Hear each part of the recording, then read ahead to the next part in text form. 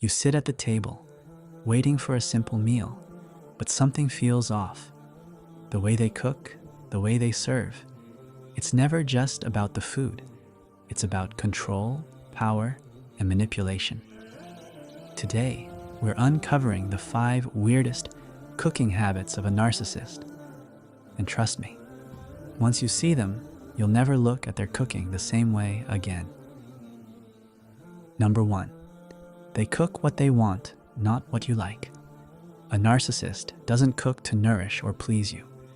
They cook to satisfy their own ego and reinforce their control over you. They completely ignore your preferences, dismiss your cravings, and make meals that serve their own desires. Because in their mind, your needs don't matter. Imagine telling them you'd love a warm bowl of soup on a cold night, but instead, they serve an elaborate steak dinner, brushing off your request with, "Soup? That's too basic. You have no taste." This isn't just about food. It's a subtle way of erasing your voice and asserting dominance.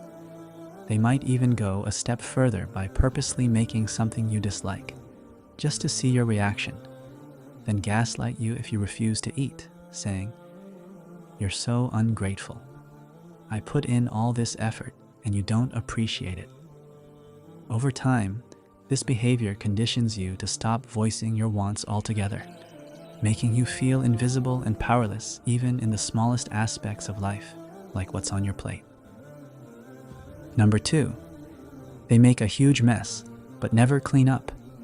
A narcissist's cooking is never just about food. It's about theatrics, chaos, and entitlement. They turn the kitchen into a disaster zone, tossing ingredients, leaving spills, and stacking dishes sky high, all while acting like a master chef who's too important to clean up.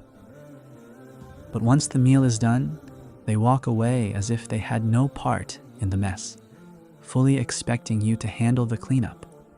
If you ask them to help, they might scoff, roll their eyes, or say something dismissive like, "I did all the cooking.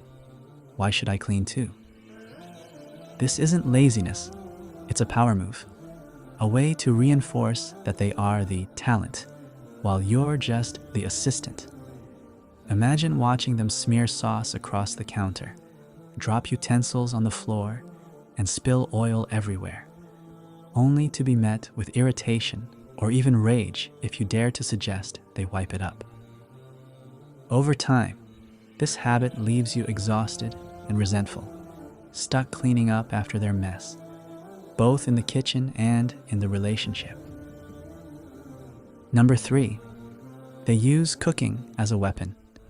For a narcissist, cooking isn't about love or nourishment, it's about control, manipulation, and punishment. They use food as a weapon to assert dominance, whether by withholding meals, sabotaging your diet, or making you feel guilty for what you eat. If you're on a health journey, they'll suddenly start cooking the unhealthiest meals, smirking as they say, "Come on, one meal won't kill you." If they're upset with you, they might conveniently forget to cook for you or serve you something you hate, just to make you feel insignificant. Worse, they may tamper with your food, adding an ingredient they know you dislike or are allergic to, then gaslighting you when you notice. "Oh, stop being dramatic. You can barely taste it." Over time, this toxic pattern forces you into a constant state of anxiety around food, never knowing whether a meal is meant to sustain you or punish you. Number 4, they over-dramatize cooking, making it about them. For a narcissist, cooking isn't about feeding others, it's about feeding their ego. Every meal they prepare becomes a grand performance, where they expect admiration, praise, and recognition for their hard work. Even if they make something simple, like scrambled eggs, they'll act as if they just prepared a Michelin star dish, standing back and waiting for applause. If you don't shower them with compliments, their mood shifts instantly. They might sulk, act offended, or even snap with something like, "Wow, I go out of my way to cook for you, and you can't even say thank you." They might also exaggerate the effort they put in, claiming it took hours when it was just a quick recipe, all to make you feel indebted to them. But if you ever cook, they'll nitpick, criticize, or act unimpressed, ensuring that the spotlight stays on them. Over time, every meal turns into an emotional minefield where you're forced to validate their greatness just to keep the peace. Number 5. They secretly enjoy ruining your meal. For a narcissist, ruining your meal isn't an accident. It's a power move disguised as carelessness. They might overcook, underseason, or deliberately add ingredients they know you dislike just to watch you squirm.